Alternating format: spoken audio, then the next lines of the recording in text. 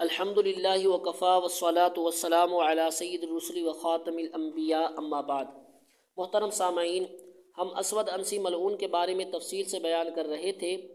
اسود عنسی کے خلاف فارسیوں کا جو گروہ تیار ہو گیا تھا، جس میں حضرت فیروز دہلوی، دازویہ، عزاز، قیس بن ابن یغوث اور جشیش بن دہلوی وغیرہ یہ حضرات شامل تھے، انہوں نے آپس میں مل بیٹھ کر مشورہ کیا۔ ابھی مشاورت کا عمل مکمل ہی ہوا تھا کہ اسود کے شیطان نے جا کر اسود کو پورے منصوبے سے آگاہ کر دیا۔ اسود نے اپنے جرنیل قیس کو بلایا اور کہا، قیس یہ کیا کہتا ہے؟ قیس نے کہا، یہ کیا کہتا ہے؟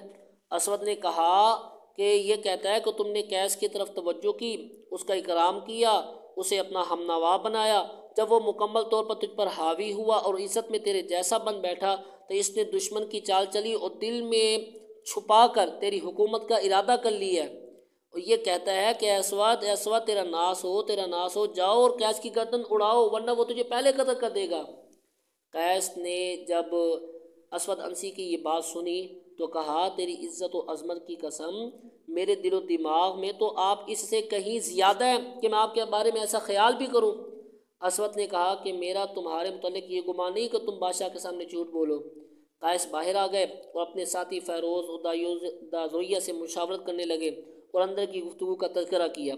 انہوں نے کہا کہ ہم سب کو خطرہ لاحق ہے، اب کیا کرنا چاہیے؟ وہ لوگ مشورہ ہی کر رہے تھے کہ اسود عنسی کا قاصد آ گیا اور سب کو کہا کہ اسود عنسی کے ہاں حاضر ہو، حکم آیا ہے۔ تو اب یہ سارے حضرات اکٹھے ہو کر اسود عنسی کے پاس گئے اور اسود عنسی اور پورے گروپ کے درمیان گفتگو ہوئی۔